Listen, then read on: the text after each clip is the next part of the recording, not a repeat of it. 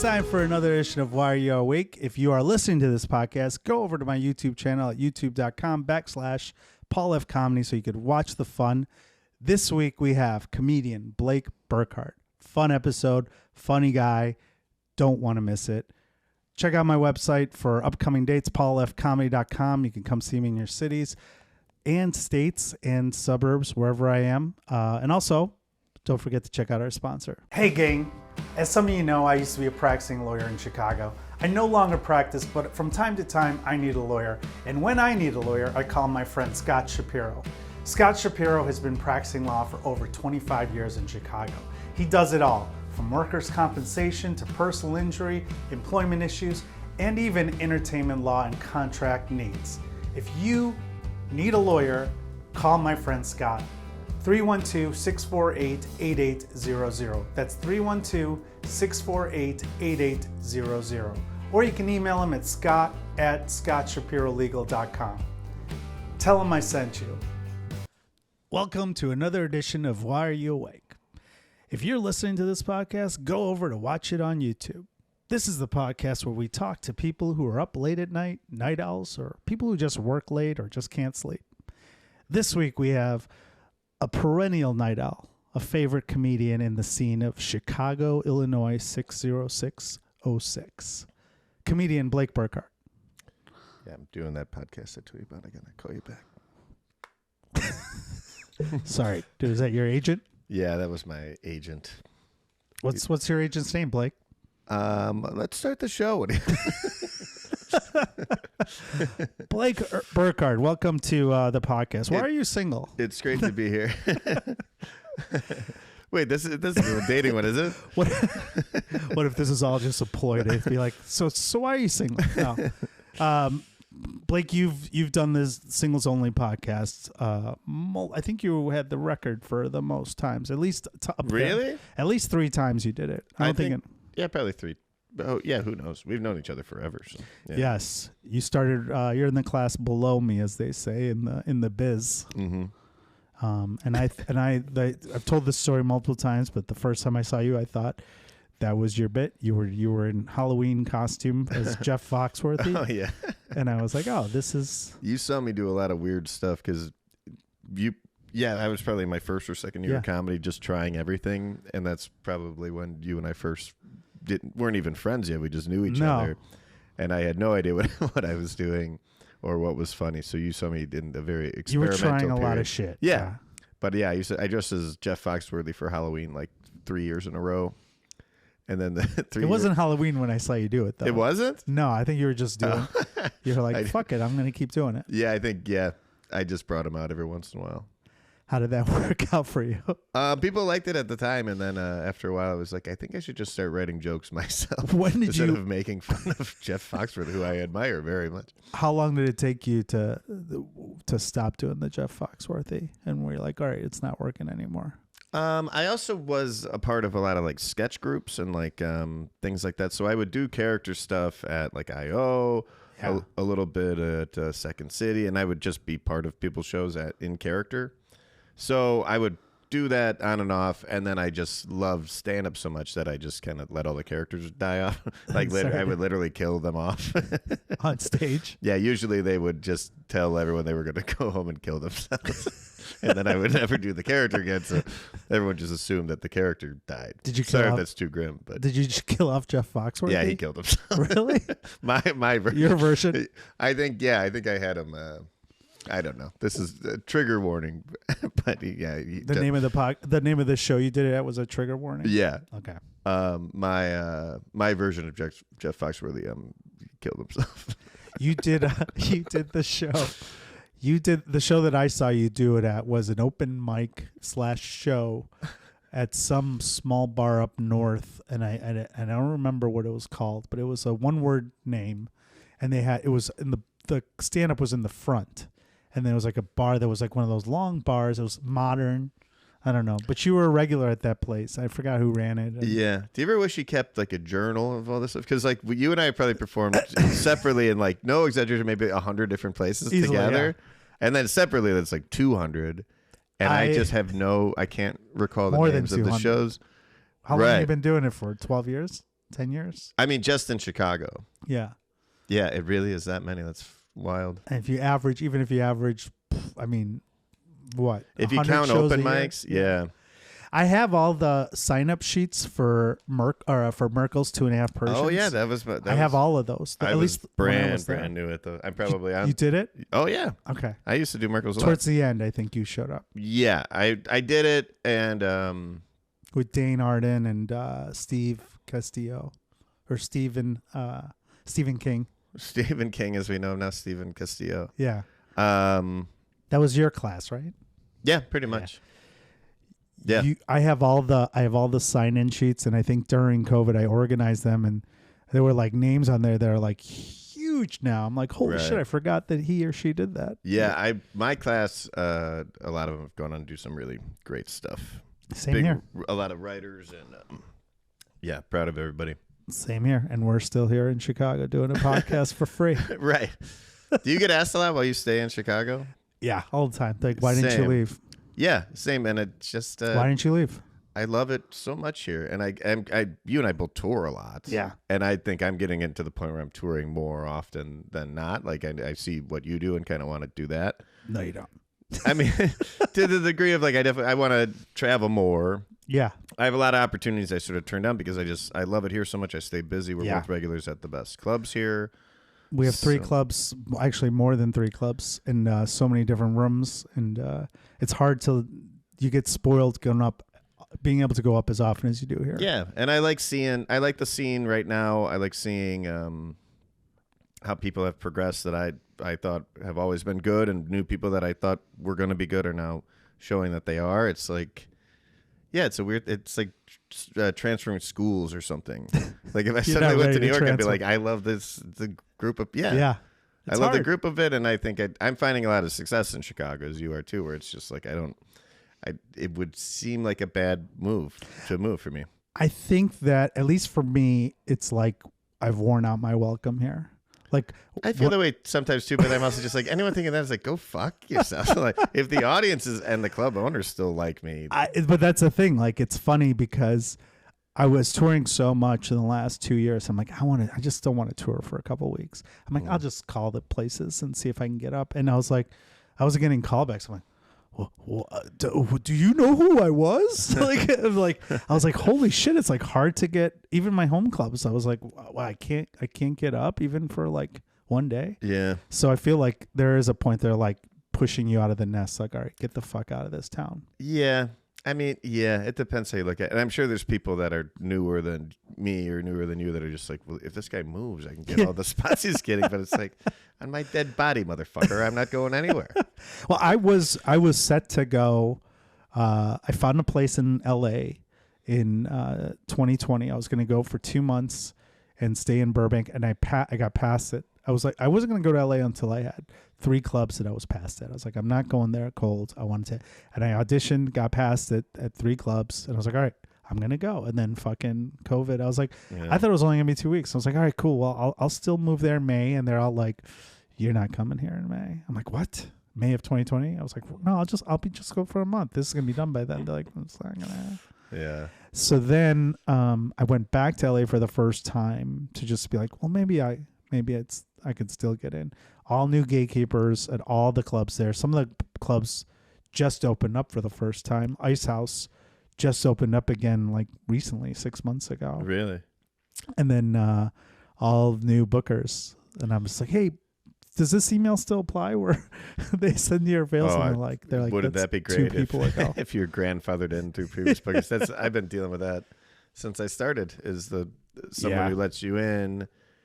The next week it might be totally different. You got to roll with the punches. That's why people that kind of let themselves get stale in comedy, it's like I'll never understand. It's like I want to be writing new things and performing as much as I can because you never know. Like our friends at like say Laugh Factory Chicago everything could change and new manager might not like 100%. Me as much as the current ones do. So I can need to reprove myself. Yeah, and then that's what I did too. Where during COVID there were new gatekeepers that came in and I wasn't getting spots at one place that I used to always get. And I was like, all right, well, I got to create my own opportunities.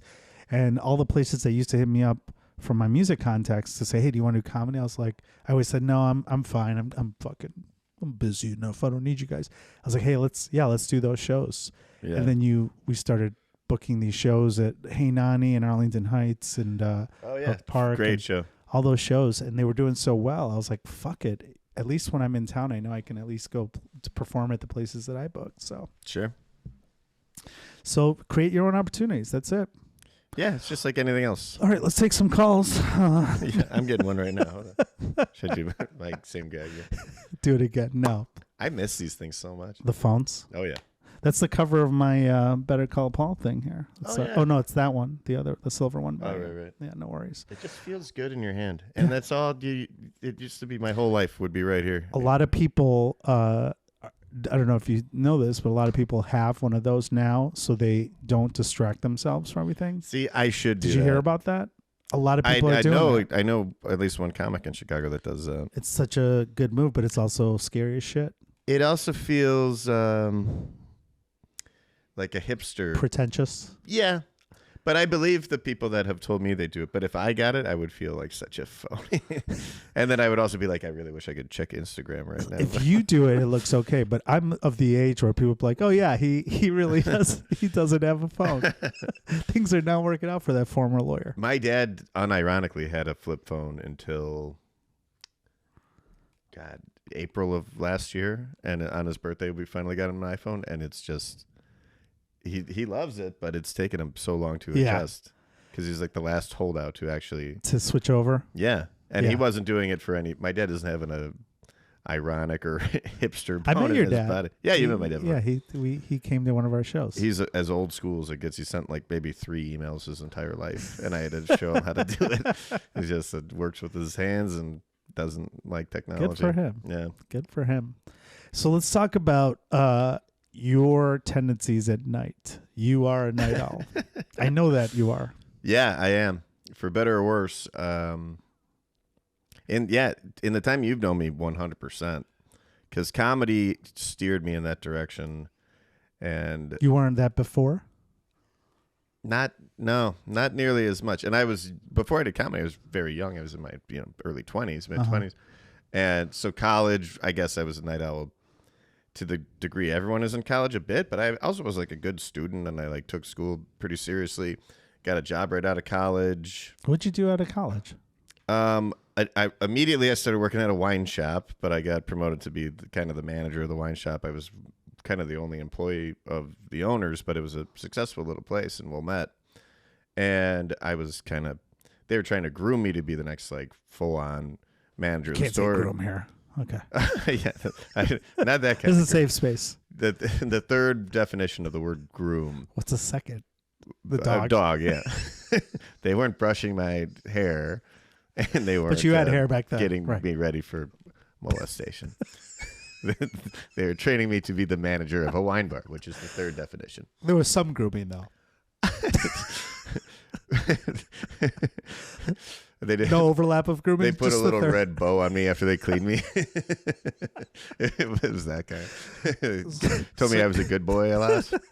So you were selling wine out of college. Yeah, that was just for probably about 6 months. What was your major? What did you do? Where'd you go to college? You went to Columbia or something? I graduated from Columbia. Before that, I went to Southern Illinois University, and major shift where I was a psychology major, and I was getting straight A's. What? SIU is not a hard school, but it has a very good psychology program. My teachers were great, and I started taking film classes, and then so I went into take more film classes. I thought about changing my major at Southern, which would have been stupid. So I just transferred to Columbia College, so I could be back in Chicago with my family. And I did my last 2 years of college there. I did mostly videography work. And then after that, I did videography work for Chicago Public Library a little bit. I was doing good in film, but then I got the wine gig. I love that, so I kind of balanced the two. And then I got into sales, and I started making a lot of money. I got myself out of debt.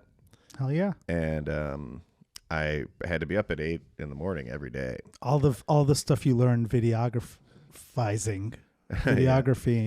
is all obsolete now, right? It is just because of the technology, but I love working on anything film related. And I did the thing that people forget about film school is writing. For me, was the biggest part of film school. Is I wrote a lot of scripts, so I feel like I have that as like a second gear skill now, where I did a lot of sketch writing early, like we were talking about before, and that's what I'm starting to steer back into now, is writing sketches for myself or for other people. And I am grateful for everything I learned in college for that. Well, we have one of them today. Let's put up the one that you did you The Boy Who Was Groomed by Blake Burkhart. Did you were you trying to do scripts for like TV or something, or what kind of scripts did you want to do? I wanted to write like feature length films, and then I wrote a few screenplays. What were they about? I can't even get into that. The most recent one I wrote was with my friend Steve Steve Malden, now in New York. He goes by Steve Malden. But hilarious comedian. We wrote a script about a guy who plays pool and is looking for his father who abandoned him, which was just a goofy, The Color like, of Money comedy. with Tom Cruise? See, that's about pool, but very I thought different. Paul script. Newman was his dad or something in that. They were hustlers. No. There's no gambling in yours? Is it his dad? I don't think so. It's not really about pool. It's basically whatever. It's about a guy and his doesn't know where his dad is and plays a lot of pool and tries to start his own business, and he's like an idiot. It was like a dark comedy. Okay. But in college, I wrote one about a kid who was obsessed with Light FM, and the Light FM station in his town was shutting down, and he tries to save it. That was probably my favorite one. It was called Let There Be Light. LITE? Yeah, LITE. Is the Light TV or Light radio station in your screenplay when they have do they also have Christmas music for the month of December? I think that's Light FM. I don't even remember, Paul. Like 10 years ago I wrote this thing. Damn it, dude. But no, writing is one of my favorite things. When do you write? I don't sit down and write jokes. I like to do that kind of like on the fly. I write on stage, as people say, where you just kind of I do that too. Yeah, and edit it, record it, edit it. No, I like writing scripts with friends and like writing sketches with friends. I've been in and out of it since I started stand-up, really. But there's a couple of people I'm going to be working with a lot in 2024. So are you doing that late at night, or what are you doing late at night? Are you doing anything productive or just bad shit? No. I do. Well, you and I both do shows almost every night. Yeah, of our but lives. when we finish our shows, we do two very different things. Really? What do you do? I'm very I come home, I eat, and then I work. You I eat do work. after the shows? I have to eat right after a show. I don't eat dinner before So I that's go on like 10 stage. o'clock? Yeah, I eat late. But I'm also up till 3, 4 in the morning. How late do you stay up before you go to sleep? 3 to 4 in the morning. Whoa. Yeah, dude. Well, how late to you? What's late night to you? But 12, you're not, 15? you're just home until 4 in the morning? Well, sometimes I'm out, but I'm not. When I'm on the road, I have different things that I do. But I also don't like drink. Most of the nights I'm not drinking anymore. So it's like I come up with different things to do. Yeah, that is very different. Because if I'm not drinking, I wouldn't be up until 4 in the See morning. that you're a night owl with an asterisk. That's what I call it. Like Jonah Jurgens is the same thing. Where if I'm taking the night off at drinking or going out playing pool with my friends or whatever after shows, you're then, passed out at 8 p.m. yeah, I'll finish the show, go home, and go straight to bed. I love sleeping. The older I get, the more I love sleeping. What time do you wake up? Typical day. See, Depends on so I work. I do a lot of freelance things. So I kind Working of at freelance. bars, right? What's that? You work at bars late at night. I work at bars late at night. I do some general contracting work in the day. Yep. I sort of make my own hours for most of the things I do in the daytime, which is nice. So I don't have a job. I'm not in sales anymore. I don't have to be in an office by 8 or 9 or anytime. I just do specific jobs for people, whatever. So, but if you don't have to wake up for work, what time is your general get up time? I don't like to sleep in past noon. I feel like I feel like a waste. Yeah, same. I think that if I had, like, tomorrow I don't have to work. So after we're done podcasting, I might go check out a late show, have some drinks, shoot some pool. It's not, it's a cheat day, I guess. And then I don't know what time I will go to bed, but I'll probably wake up around 11 a.m. tomorrow. If you're going out, let me ask you this. If you're going out and you're drinking, you're shooting pool, the bar closes at 2, that's where you make the decision. I'm going to go to a late night bar, right? Mm-hmm. Yeah. So that's when I make that decision every night. Yes. So on the nights that, let's start with the nights that you decide to go home, you're like, I'm not going to go late night for whatever reason. I think I laughed at the word decision because it's like a foregone conclusion. You're always going? No, but 75% or more of the time you're still going, you're staying out. I think if I'm already out and I don't have something to get up for, it's like, yeah. And it's not even like the drinking is a small part of that. It's more just like I love bullshitting with like I'm talking hard drugs, baby. Hard drugs and ladies. Well, sure. No, but it's really like, and this might sound like I'm romanticizing it, but being a comedian is the most fun parts about it are not necessarily performing. That's a hang. Performing is a thrill. But yeah, all my best friends are comics. If I'm on a show or we're all on a show or whatever, we all meet after a show. It's like that's the best part of my day is hanging out with my buddies at a bar. So I'm going to tell you a story about, and we'll get back to the late night thing, but the day that I quit practicing law, or I'm sorry, the way that I quit my law firm, which was I was a partner at a firm. I finally had the conversation with my partner. I'm like, hey, I'm trying to cut down. We decided to part ways. It was a Wednesday. And I remember that I went to Comedians You Should Know, and it was like, usually before I was practicing law, I'd have to, if I did a show, I'm like, all right, I got to go to court in the morning. I couldn't hang out. And I remember that night, I'm like, oh shit, like I'm free. So I wasn't on the show. I got to just go to Comedians You Should Know, which I never could do before. Right. And Danny Callis was like, what are you doing here? I'm like, I'm just hanging. And he's like, whoa. And I remember you guys were all there. I was like, holy shit. Like this is in my time there? You weren't a producer yet, but you were there. Okay. Everyone was there. Abby was there. All these people were, I'm like, oh wow, this is like what happens when I used to leave. Yeah. And it was I was like, oh, I felt like it was like, oh, I'm missing out on so much of the fun. And then 2 years later, I stopped drinking often. I was like, fuck, now I'm back in the thing. But I still get to hang out. Sure. It is wildly fun. And I'll say this, and I don't think this applies to every comedian, but I think I drink less because of how entertaining our friends are. 100%. Because and no knock on my non-comedy friends from my past, but like, I feel like we were at the bar to drink. And now I work at bars. I do stand-up every night. There are nights where I don't drink at all. And there are nights where I have like one or two drinks and for no real reason, just to have one. I don't think you ever don't drink at all. Come on, between us girls, I've never seen you not drink. I don't drink plenty of times. Come on. I swear. At a show? At a show, yeah. I'll just drink water tonight. Well, I'm drinking with you. But well, this doesn't count. It's a bourbon. No, I drink. A lot of times I'll specifically drink water, yeah. I've never seen you not drink. It's at Laugh. I think the places we're at together are the ones that are like I'm friends with the bartender and like I'm gonna have like a few drinks here. Fair.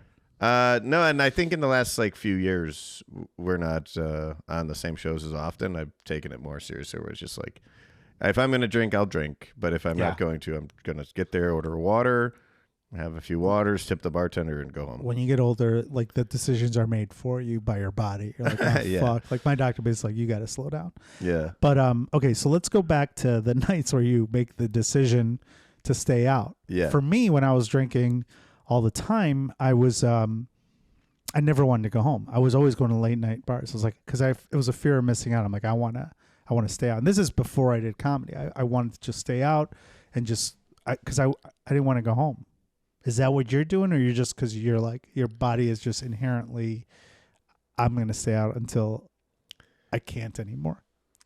That's a good question. I don't think it's. I'm not not like pushing the limits of. No, I mean like, is it a fear of missing some fun? Like, FOMO, as they FOMO as the kids call it. I don't even know if that's it for me. I think it's just I may as well. You know what I mean? Sure. And also the times that I've had been in a relationship, I drink a lot less because I like. What's the point of like staying out getting drunk? I make somebody mad. You got to go plow later, as your joke says. Yeah, I might have to plow later. You know, but you got to perform. But it's more like even whether I'm with the girl or not physically with them that night, just out of respect, it's like I should go home for my girlfriend's sake. She'll be happier if I'm home. Send her a good night text and have a glass of water. Call it a night. Yeah. But if I'm single and I'm only kind of accounting for my own actions and no one to really answer to. It's like a lot of times I'll be out and I literally, this is what crosses my mind, Paul. I'll just be like, I may as well. What else am I gonna do? Yeah, I could go home, but I don't have to get up in the morning. I might. Sure. It's not fear of missing out. It's just like I want to experience life. Yeah, play 2 more games of pool.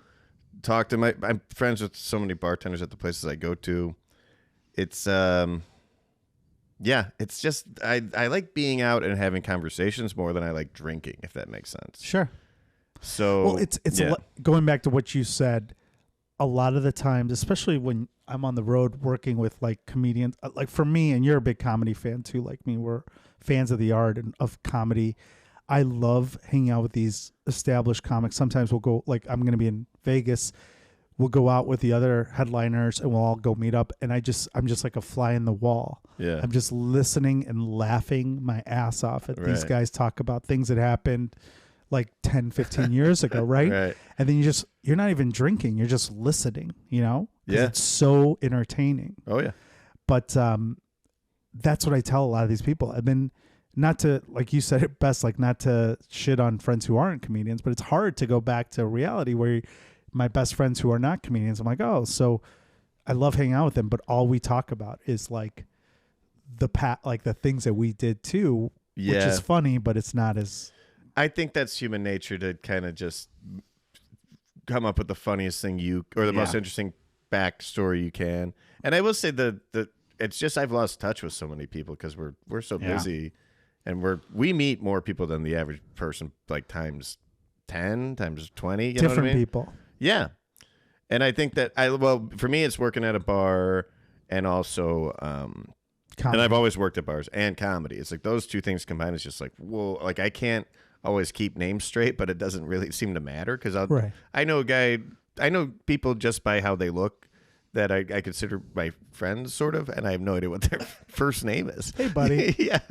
But that's just how it is. You're meeting thousands of people. You can't keep them straight. But I think my point is, the friends that I have kept that aren't comics are like great hangs and like very funny guys on their own. They just don't perform. Yeah. But they miss, like sometimes I'll have a friend come in town, or like I have a friend who'll come with me and I'm opening for someone big or something like that. And he gets to come backstage and hang, and he's just like, my friend's like, holy shit, like we're hanging out with these guys that we used to grow up watching. And like, I remember I took my friend, I was opening for Adam Carolla, and he was like, this is your life? I'm like, yeah, sometimes I get to just hang out here. We're talking to Adam Carolla about like racing cars and stuff. And we both had the same car when we were kids. And I was like, holy shit. Yeah. And my friend's like, you're like famous. I'm like, no, he doesn't know my name. Like right before he goes on stage, he's like, what's your name again? I'm going to say thank you. I can't do it. Well, but like, I mean, that's just one of the people, but like this shit happens all the time. And then you're like, then you go back to reality. You're like, oh, you know, like you said, he's like, he's my friend, but he doesn't know my name. Right. Or he's not my friend, but that's a bad example. I could get canceled. Didn't he just get canceled? I don't know. Corolla? Yeah. I don't know. It's everybody these days. So, but you said something about we have a different, it's hard to stay friends with those people that we grew up with because they have 9 to 5s. Well, at least my friends are very successful. You know, they wake up at like times sometimes when I'm going to bed. Yeah, I've always been in like small friend groups, so I think I'm somewhat in touch with everyone that I once considered like a great friend. But the ones that I really kind of meet up and hang out with and I'm able to see are like 90% of them are comedians for sure, and the rest are people I've just met from kind of mingling around Chicago. And then my old-timey best buddies. From high school? Are you still friends with your high school? I have 2 close friends I talk to from high school all the time, and a third who's also a comedian, who's Bill Gavertz. Oh, yeah. So you guys grew up together, right? I don't know if he counts as a comedian or a high school friend at this point. I like Bill. Bill's a great guy. Hilarious comedian, too. You guys went to high school together? Yeah. That's funny. Same year and everything, yeah. We played Little League Baseball together. That's crazy. Yeah. And then, there's a couple others from high school I talked to, a couple from college, but no one lives in Chicago anymore. Yeah. And then like old work, I have an old like work best buddy. Do you think that, do you feel like you miss out on anything because of this life of being up late, whether it's working at bars or doing comedy? Yeah. What do you feel like you're missing out on the most? It's a great question because it is missing out technically. Like I would have a wife and kids now if I didn't do stand-up. But that's missing out is just, I think if I was in a different line of work where I probably would have married one of my ex-girlfriends. Yeah. And it with all love to all of you, if any of you are watching, which I hope you're not. Or listening, yeah. Or listening. None of those women were right for me if we want to get into like soul, we weren't soulmates. Well, I'm sure they're happy they you guys made a good call. It was almost always their decision too. He's wearing a hat because he's bald. If you didn't know. I've lost my hair since the last time, baby.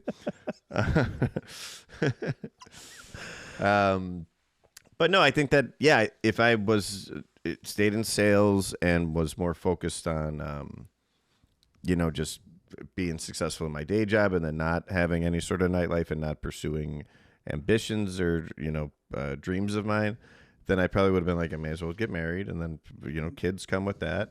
Settle down. Yeah, so I've missed out on that. Give up on life. Give up on ambition. Right, but I don't think it's like that for everybody. I think for me, it's fucking around. Right, for me, it would have been like that's something I've given up or missed out on. But I'm glad I missed out on it. You know what I mean? And it's no harm in people getting married and having kids. I think that's fantastic. I know some great people with great kids and great married life, whatever. It's, not a ton, but they're out there. But it wasn't right for me, so I'm glad I went this route. And it takes it's not bravery. It's just sort of like guts, I think is the best way to do it. It takes guts. It takes guts to pursue your ambitions. It really does. Especially this one. Yeah. Comedy's a fucking... Comedy and music. Like, I know people that like are trying to be like poets. Oh, that's got to be the hardest. Is there any market for poetry at all? What's the... And I like poetry a lot. Like, I don't... That's stupid. I think poetry... I'm not... Who are you trying to impress? I like it when I love beaches and poetry. I'll tell you this. I go to a lot of like live jazz and I go to a lot of like mixed art performances because I like to get away from stand-up. Sure. So I'll just go see a weird thing I know nothing about and I'll have a great time. I can't tell you the names of the poets or who they were citing or whatever, but I enjoy it. I admire it. I have a joke that I did a long time ago about the girl that I dated who was cheating on me with a famous poet. I don't remember that joke, but like he was famous in the poet world, but in reality, like I didn't know nobody like a famous poet is like that's alive. There's probably like 7 of them, unless they're like unique. Think about it. I mean, like I'm gonna get shit on, but like the ones that I think of are the ones that spoke at the White House, but they were unique because they were like 12 years old. I could name like. Alive poets? No, I don't think I can name it. I don't. That's it's a great point. It's not mainstream, and I'm not saying it shouldn't be because there's people that are Nobel Peace Prize winners that I wouldn't be able to name either. I like poetry on like the open mic level, and I started at mixed open mics. Sure, yeah, and I don't know anything poetry about slam, it. I mean, is right, and I feel the same way about like jazz music. Classical music. I love it. I love I've gotten into classical music recently, and I've loved jazz music for the last like 5-6 years. And there's 3 or 4 musicians in the world that I like and listen to. Jazz musicians? Right. And the rest I just kind of find at Green Mill or I'll just see them. Right. I don't know their names. It's frustrating to me. You're a musician. Doesn't it frustrate you with jazz? I'm not a musician. Well, you played I played bass in an alt rock band 10 years ago. Well, I mean, for me, it's frustrating because I'm like, I need to know where it's like they're going all these places. I'm like, come on, have some discipline. Really? No, I feel like it's music masturbation. I also don't like. Do you like guitar solos at concerts, or you like people go crazy for drum solos? Yes and no. Like, come on, dude. It's like not my favorite thing, but 1 or 2 minutes tops. I like jazz because I like seeing the individual performance go in and out of the group performance. Fair. So not necessarily a drum solo, but just like it is a solo. But a jazz drum solo is not like it's like subtlety, and then it comes back. You see the art of it, and then it comes back. They all play together, and then the next guy gets his chance. And I love that. Did you like? Were you like into jam bands too? Then did you like Fish or see? Like I loved Fish and the Dead, but then when I stopped smoking pot, I'm like, this isn't that good. Yeah. I would rather hear a guy go off on like his trumpet than someone play electric guitar for a 10-minute solo. Yeah. Sure. Fair enough. But I think I also just find that culture dumb. And some of my best friends, like Mike Myers. Oh, yeah. I talk to him all the time. Into it. Yeah. And Matty Ryan is a big fish head. Comedian Matty Ryan. Right. At Sonal also. And I was too. I was a huge. Really? I was I went to the last Grateful Dead concert. The band opened for him. This is like 95. I was in college. Really? And I was like such a fan. But then but back then I was smoking a lot of pot. Yeah, but then when you stop smoking pot, you're like, this isn't that good. Yeah, weed makes music better. A lot better. Yeah. We all know that. Well, I don't. I say it also makes my comedy better too. So I pass smoke up it when you're in line for tickets. What were you? You said the comedy kind of made you a night owl, though. Do you think you could? Were you able to like work a night? Do you think you can ever go back to work a 9 to 5 at this point in your life? No. You'd have to go if you love comedy. You have the wine industry. You were groomed for this industry.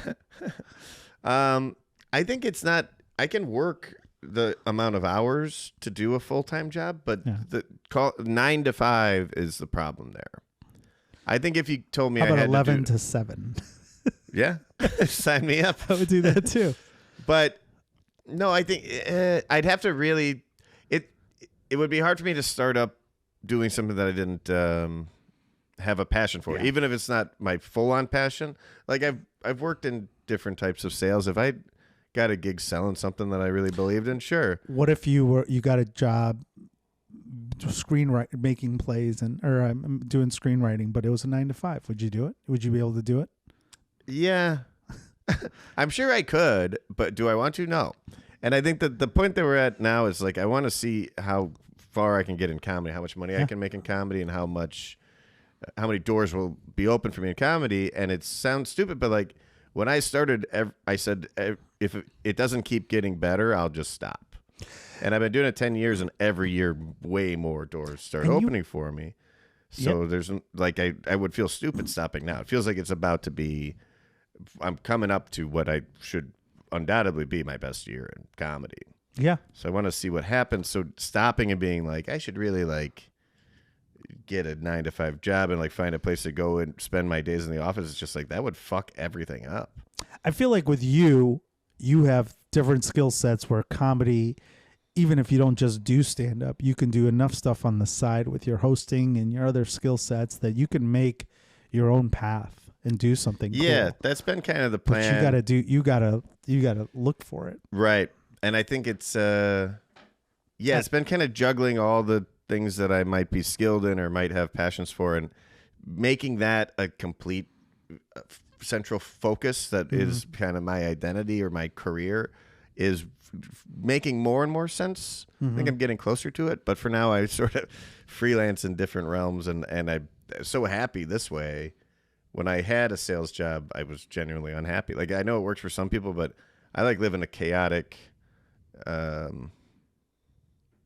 lifestyle that makes sense to me, even if it doesn't to other people. And I thank God I make enough money where I'm not struggling. I'm fine, but in a very unorthodox fashion, which is the road that the road that I chose for myself. You know. Yeah, but you say yes to stuff, and that leads to. I think that's the key to this thing that we do. Is like, for me, I need a manager because I say yes too much, and then I'm like, fuck, why did I agree to this shitty gig? Right. But like sometimes it's like those gigs that you think are going to suck end up being like, oh wow, this so-and-so was there and I got an opportunity out of that or whatever. Like things pop up and you just have to know. But the thing that I don't know, and maybe you're the same way, is like, you're like, shit, I need someone to tell me, be like, should I do this? Should I do this gig? Or should I just wait until, like, I'll get a gig for like a one-nighter in Ohio on a Saturday. Oh, yeah. And I'm like, fuck, I'll take it because I don't want to look for a show. But then the minute I take it, I'm like, shit, what if I get like offered a weekend to open for so-and-so? Then I got to cancel. Yeah. I'm at the point now where my schedule in Chicago is pretty well set between things that either shows I help run or help produce or produce myself or am slotted in to perform every week on, where my travel is planned out like far enough in advance where it's like I don't always get it right, but I usually like pick the gigs that I know are worth it to go on the road. You do way more traveling than me or the average comedian. I'm trying not to. Yeah. We have different positions in comedy where you do a lot of traveling and have figured out how to do that, and with the management you have and everything like that. I think I've set such a hard stance in Chicago that I can jump around and do other cities, which I'm so grateful I get to do. But it's like I'm going for something I know is a sure thing. I'm going for a certain amount of days with like just the best shows lined up or just the right people I want to see. And I need to stretch my boundaries to go places I haven't been before, which is what this coming year is going to be all about for me. That's how you get better. Yeah, I'm starting to do it already. I'm going to Aspen, Colorado. I'll be going to Seattle, which I have never been to. Seattle's a fun town for comedy. Houston, Texas. I've never even been to Texas. Like, I got to do it probably this week of my calendar for the entire year, and I like to spread things out like physically, like look at it, yeah, and just be like, wow, this is going to be a busy year. What can I really fit in that I need to? I'd love to go to New Orleans, and then keeping all the gigs I have in Chicago, not getting fired. You know what I mean? What have you after shows in Chicago? Has there been a night where you're like, that was one of the great, I'm so glad that I was up for that? Do you have any crazy stories where you're like, that you're allowed to tell that don't involve breaking any laws or naming names where you're like, then no. Well, you can say the breaking laws, just don't say the year.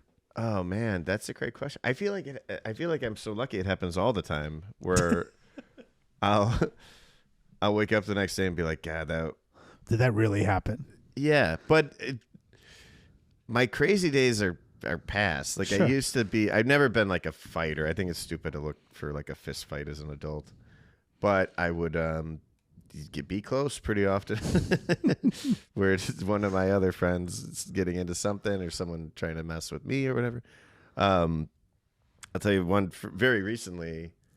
Well, this isn't even a fun story, but it's just like shit you end up dealing with. As I walked into the bar that I work at, and a guy, I walk in the door, I'm in haven't even clocked in or anything, and a guy falls back into me like a trust fall almost, like how you do the thing in the woods.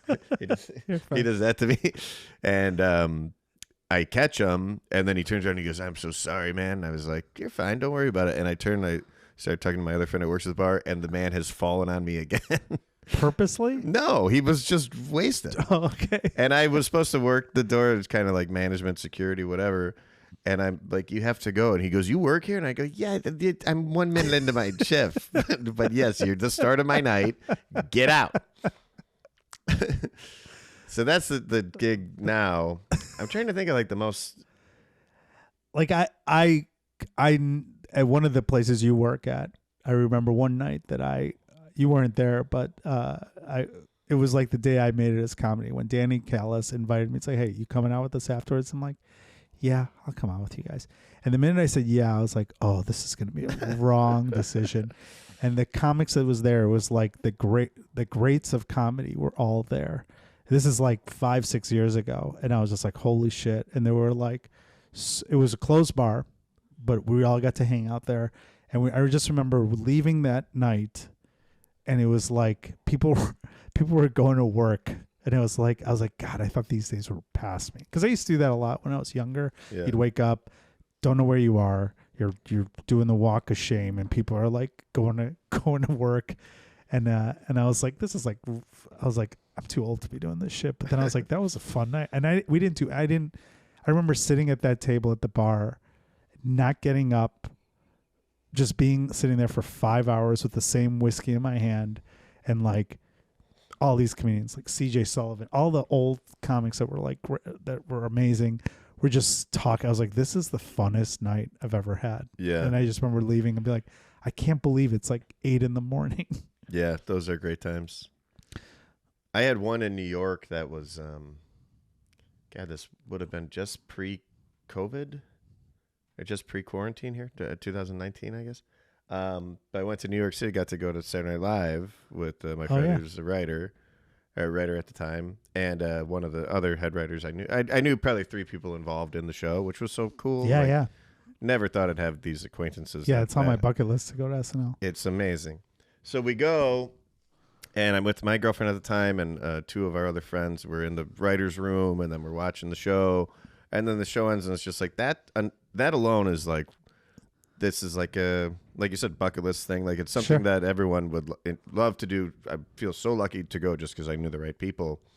Then the show ends. It happens to be the night of 1,000 stars. Is that what it's called? It's an autism charity, I believe. Okay. Night of 100 stars, whatever it's called. So we walk back to the writer's room. The show's over, and everyone from that, which was down the street in New York City, comes to SNL. Wow. That's like the hangout. So within like a minute, my friend's like, hey, we can walk around, say hello to whoever you want, but just like, you know, within reason. Don't like, take selfies. Yeah, he's like, I work Tom here. Hanks. Like, don't. Yeah. So I was like, okay. So we turn down the hallway, and Chris Rock is walking like at me. And now it's like, 1 in the morning, 2 in the morning, New York time. And I'm just like, holy shit. I've been a fan of yours my whole life. And he's like, thanks, man. You tell him you were a comedian too? No, that's the thing that I didn't want to do. Yeah. But like my heart was like beating out of my chest. It's like the true hero of mine. And then I was like that. And I remember thinking, I was like, that if I went home right now, this is like a night that a 10-year-old me would be like, that's got to be the best night of your life. 20-year-old you would be like, right. Yeah, exactly. So I turn another corner, and Adam Sandler is sitting. Holy shit. He's sitting on like a someone's desk basically, and just sort of like shooting the shit. And I didn't want to bother him, but he sort of like looked over, and I was just like, hey, Adam, how are you? And he goes, hey, buddy. How you? And I did the same thing where I was like, I'm such a huge fan. He was like, oh, yeah. But it's like no one knew who I was, but they were all so polite. And then I met just randomly Colin Farrell, the actor, an actor I love. And then like Scarlett Johansson was there. Wow. It just, and I'd stopped talking to people after that because I was like, my two Kevin biggest. Spacey, yeah. Spacey was there. Woody Allen was there. But it was that, and I remember, and then we ended up going to like another party. But the whole time I was thinking, I was like, I should go home now. Yeah, because this is like, it's like getting out of a poker game when you're way up, or like cashing in your chips at a casino. I was like, this is like later. I feel so infinitely lucky. And then you went to another bar. Then well, we did stay up way too late, and then me and my girlfriend got in a huge fight. So it goes to show you, like, if you walk into a bar, and then all of a sudden you see Chris Farley's holding up at a bar, and you're like, I thought you were dead. Yeah. Yeah. I was surrounded by all my dad. I was in hell having a beer. Well, I don't know the point of my story, but yeah, that's a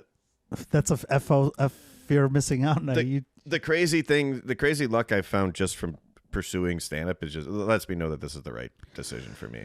Yeah, those are fun nights that you get to. Sometimes in those nights where you go to those places like LA or New York, and you're just in a room and you look around the room and like, holy shit, like 20 of these people like are the biggest stars in the world. And that happens sometimes. You're just like, you don't want to be that guy where you're like, man, I wish I could just take a selfie right now, because this would be so good on my Instagram. Yeah, but you can't do it because that's them's the rules. Right. But then as soon as someone else does it, you're like, oh, I'll do it too. But I'm always like, I'm not going to do it. This comes up a lot. I think it comes up a lot to everyone. It's like, if you could meet anyone, who would you want to meet? And I'm like, I don't know. I met Sandler and Chris Rock, and I met Conan O'Brien once. You met Conan? That's my only. He's my only one. I met him at the Chicago Theater when he performed years ago, and I got to go to the show. But that was just randomly meeting him. But that's like, I don't have an answer anymore. Yeah. Like, I would love to meet like Barack Obama. Yeah. I met Barack Obama. Did you really? Oh, shit. Yeah. Look at us. For him, never. But Conan O'Brien, the quote right behind your head is, if you work really hard and are kind, amazing things will happen. That's a Conan O'Brien quote. Yeah. I live by that. Hell yeah. Except the being kind part. I just fucking hate everybody. Yeah, you're not kind. Shut the fuck up. See what I mean? We are out of time. Oh, that went too long. Again, God, I gotta fucking shut you guys up. You keep talking. You're like, oh, Kevin Spacey was so nice. Blakey, where can people find out more about you and your upcoming shit? Oh shit. The only thing that I like is Instagram. I'm done with the rest of social media. Really? I can't stand the Twitter shit. Yeah, Facebook is it's just endlessly disappointing and sad to me. It's just a bummer. I don't know why, but it just doesn't work for me. So I'm getting off Facebook, I think, officially. I'm going to get off. You can't get off of it. That's how people communicate for shows. I think I'm going to have a private account, or I'm going to have a, whatever you call it, a fan account. So people can contact me. But all the social, not to sound like a fucking hippy dippy, but social media drives me nuts. I love Instagram though. I really do. What is it? Blake Burkhart Comedy. And people more and more recently, people will message me after shows just saying they had a great time or whatever. I love when people do that. So if you see me in Chicago, outside of Chicago, well, just, send me whatever you'd like to say to me. I'll respond. And if I can help you out, get tickets to something in Chicago, I would love to do that as well. So Blake Burkhart Comedy is my Instagram. There's no D. No D. That's the German spelling. And I am... For years, I was spelling it wrong. And one time, I don't know if you remember, you're like, what? You fucking with the word No, friend. that's actually the way more common spelling. But Blake Burkhart, Burkhart. Yeah, they'll see it. Comedy on Instagram. Yeah, there you go. Well, thanks, Blakey boy. I really appreciate you coming on the podcast. I love you, buddy. Thank you, everybody. Thank you all for listening and watching another episode. Thank you, Justin. Godspeed, everyone.